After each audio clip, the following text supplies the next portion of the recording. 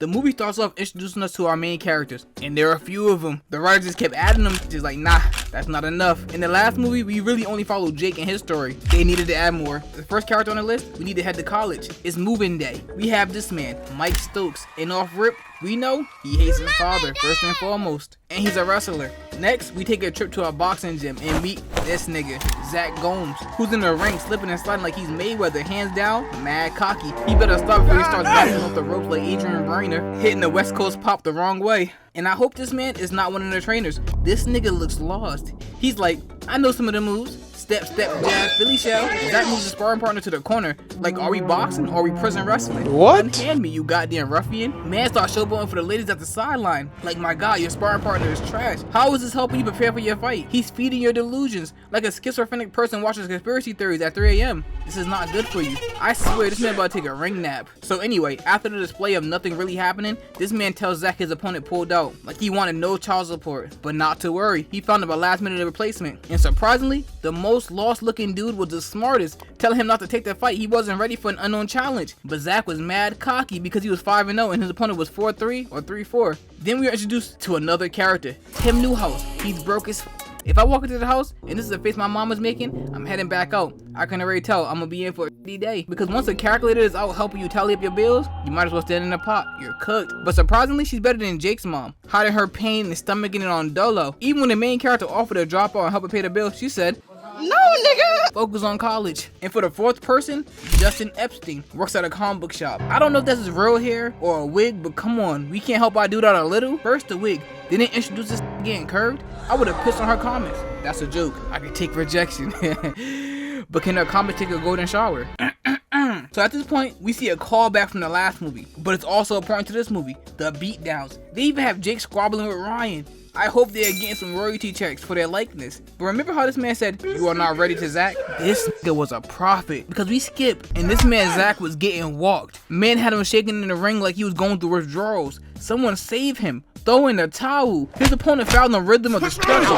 Nigga was making a Timberland beat using nothing but his gloves on Zach's bodies. Had his eyes twinning with the inside of an oyster. I don't know who beat this man. He has to be fighting demons since the start of his career. Because this man has at least the first clone with a shotgun unlocked. Slipped that punch better than a running during a snow day. Stole on him one more time. Had him looking like...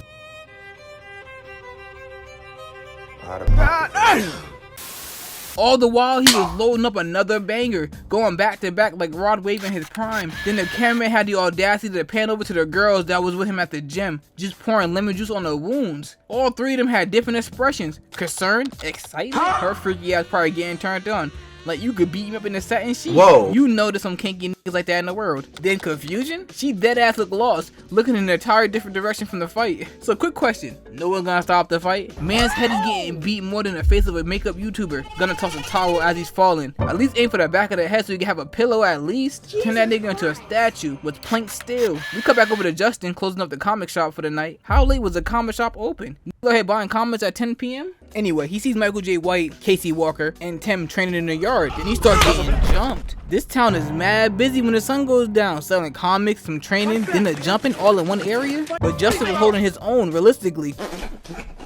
Kicked the ringleader in the nuts, sent him to his knees, pray the pain would stop. Damn near one punch the other one, and then he made a mistake trying to run. And how ass do you have to be to pull out a knife, even though you're the one doing the jumping? The number of advantage wasn't enough? You need more? But this nigga was like Edward Scissorhands, proficient with the blade, tattooing the gash across Justin's stomach, like Rey Mysterio's Mexico, only to be stolen and dropped like a bomb in 1945. Nigga, you are trash. You and your entire crew are ass. Funky derriere. What? Because this man messed up his one job and let Justin escape and seek help from Case and Tim.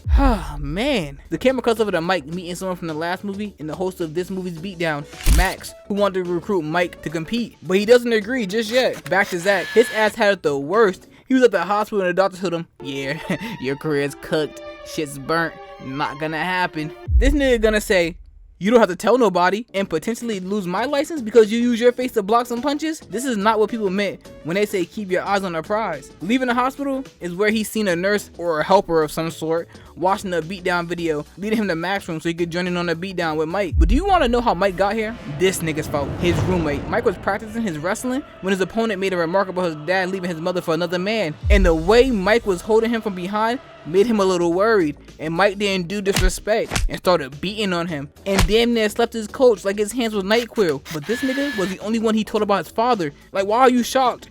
You are spreading his business like butter on toast. So back to Max.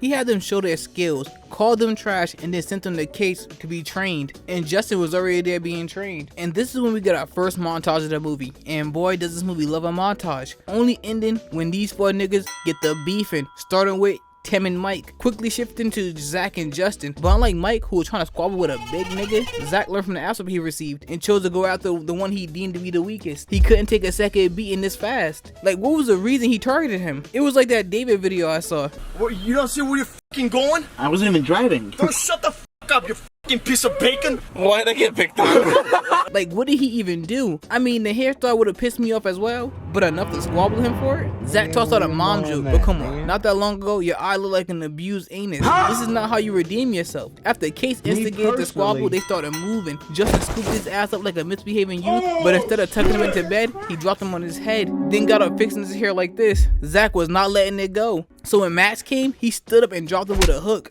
Justin was not trying to exchange hands anymore and was about to turn his brain into mashed potatoes with a pipe. And I don't blame him. Why the hell he keeps saying his weak ass ring name? You're washed up. Hang it up. That weak ass name in your shorts. So Max came to offer Case a chance to make some money. And that chance was him fighting at a strip club, the one that Tim mother works at. He had to beat every fighter within a minute or they win $100. And he was working them mad quick. Had this one dude floating in the air with a single heel kick to the stomach. Hit another nigga with a suplex. Like, damn, my guy. It's just for $100, not the UFC championship. Everything was smooth for my man Case until this girl, Eve, Zach's girlfriend, the one that Mike's like, came in to offer her condolences because she heard his dad left his mother for another man. Like, damn, is the roommate the Morgan of the campus? Running the college newspaper? Editor-in-chief? Niggas making sure that story is spreading like 20s when flexing their rent money. He will be damned if anyone was left uninformed about Mike's dad's dick appointments. Pissed off, Mike stormed to the stage and challenged Case like he was the one telling his business. Go fight your roommate. Look, he almost put the gloves on the wrong way. That was his brain telling him to get the hell out the ring before he experienced the same thing Zach did. Mike started off swinging, but he was out there moving like Matt Murdock without the skills, moving the air around like he was bending. Case was disappointed, like, this is what I'm training? An entire montage and he's showing no real progress, and it only gets worse because he got up and the embarrassment only continued. Case was even out there letting him get some free hits until Mike caught him in the face, getting his ass locked in the armbar, but ended up winning because Case didn't want to break his arm. My guy, I would have turned you into a Kit Kat. You know that 12-pack of fun size? What you talking about? We move on, and Justin came back bald. Like, you didn't have to grab the razor blade. A little trim would have worked.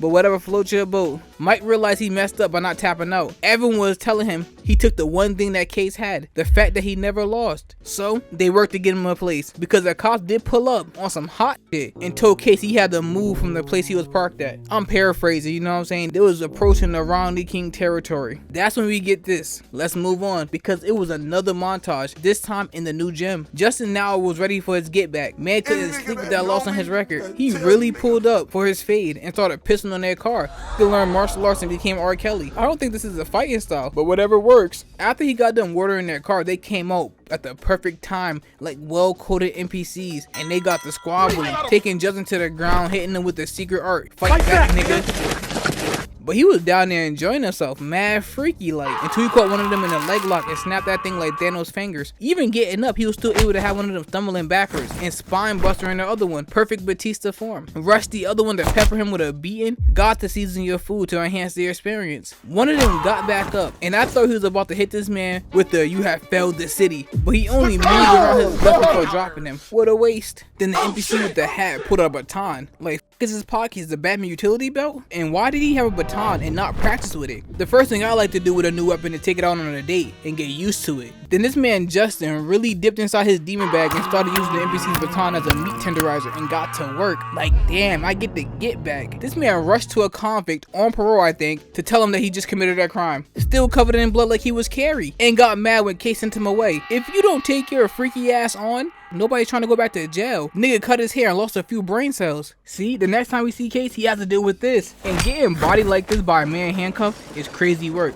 He was just kicking the hell out of them. Kicked one of them straight into eating his knee like an appetizer. Had another in the air, then axe kicked him to the ground. All while Max was recording the entire thing. Apparently, that nigga Justin planted the gun in Casey's RV. Now all the main characters want to beat his ass in the beatdown instead of reporting him to the police. I mean, eventually they find out the gun belongs to Justin's father, but still, whatever, give us a couple of squabbles to talk about. And the first one up is Mike. He steps into the cage and the rumble begins. Tapped this man's chin the moment the fight started. Had him swinging like this before completely vanishing underneath the next one. Grabbing him from the side, taking him to the ground, trying to season up his body a little, but was kicked backwards. The NPC did not f with the seasoning. He liked his chicken breast white and the flavor of animal. Back to their fight, Mike damn near opened his chest with a straight kick like he was looting in Fortnite, but the NPC still managed to knock a little spit from his mouth. He thought it was his time to shine.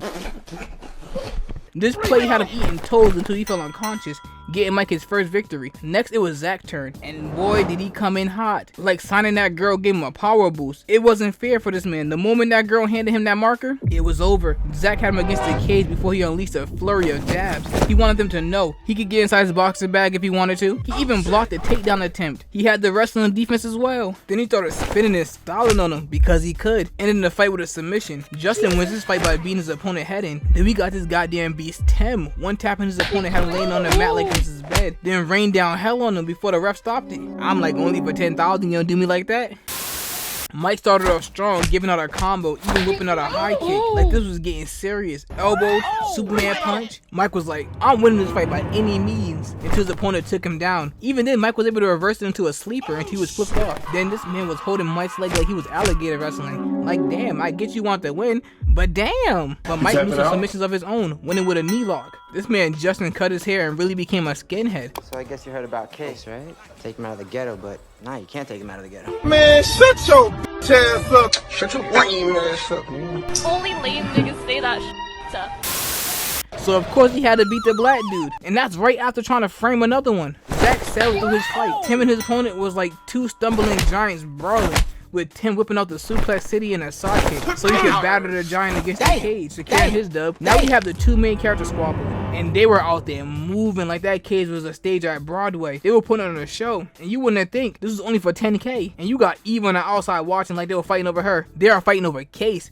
Get in line. There are tears to this. Zach was like, spin kicks work for Blade, let me try. But Mike knew and grabbed his leg and took him down. But Zach did this. How do you even explain this? How did he know he could do this? Allowing Mike's ribs to be nothing but free eats until they eventually worked their way back up to their feet. But the cameraman cuts to the bathroom with Justin just waiting in there like he was light. And he just happened to know that Tim was coming into that bathroom at that exact moment. And he had his baton pre-prepared to f that man's legs up. Justin cut his hair and now has Batman level prep time. Be careful on that floor, it's really slippery. I almost busted my ass before. And now Gotham villain one-liners after he does something like this, and then he cleans the fingerprints off the baton, but not the gun he planted. Back in the ring, they was still banging. Mike was giving every combo he had, but Zach slipped a smooth Superman punch. Then this nigga stole his ankles, hitting a juke mid-squabble, and he was feeling himself. Peep the dodge he did. Dropped down on one arm like this nigga was in Magic Mike. Popped back up like a jack-in-the-box, only to use stall points like Sonic rings. They had him floating in the air like Carl's house to make him tap with an anaconda choke. Now it's time for the final fight, Powder versus Mike. And Mike started up tossing those bitches, only to have Justin catch them. Then they locked up each other, beating on one another, literally going blow for blow. And just like the Karate Kid, Daniel and Dre, Mike had a leg injury from the last fight, and Justin was like those T pages on TikTok looking to expose that weakness, dipping down mad quick, grabbing Mike's leg, trying to take hold onto it for dear life. But Mike must have applied that secret oil and slipped free like that greased up deaf guy. Now right here had me scratching my head. Mike knows he has a leg injury. Justin knows Mike has an injured leg. We the audience know he has an injured leg. So why in the hell did he toss out this long range kick from the half court line like he was Curry? Because we know what happened next. Capsule might be sleeping from that kick, but that's it. Moving through the air with no resistance like a plane. Never mind, I do not know how planes work. Leaving him turning tooted. The Booty Warrior's favorite position, I'm assuming. I don't know him personally. Justin swept their leg like his coach was from Cobra Kai, had Mike cosplaying Peter. Then Justin, really in his villain era, he's just enjoying the role. Jumped in the air and landed on him. Mike rushed to his feet, and just like Craig from Friday, he rushed and grabbed Justin midsection. But Justin thought this was nothing but foreplay, and this started moving from second base when Justin started wrapping his legs around Mike's body, hitting that guillotine, but stopped the moment they were on the ground because he wanted to pound on him. Mike pulled out the Uno reverse and returned the favor to Justin until Justin pulled him in close and used the bottom of his feet to smack his back knee. What the hell is he doing? I don't even know if that's a real move, but that only made Mike mad. He started working him. Even when he tried to slip in an armbar, Mike was like getting back to their feet where they started banging, leading to Justin getting the upper hand again, slamming him to the ground. Then round 2 started, and Justin started spamming leg kicks, but Mike hit him with the, then for a brief second, unlocked the flashback, stinging Justin. They used the same kick that had Ryan sleeping, but Justin was still standing. I guess because it wasn't powered by the flashback, but the fight ended with Mike breaking Justin's shoulder. Then Superman punched him after the match was over, winning $10,000. Even though personally, I think Tim should have won the $10,000 because his family needed more. Like, you introduced their family being broke and said, yeah. I hope you enjoyed the video. Until next time, take care.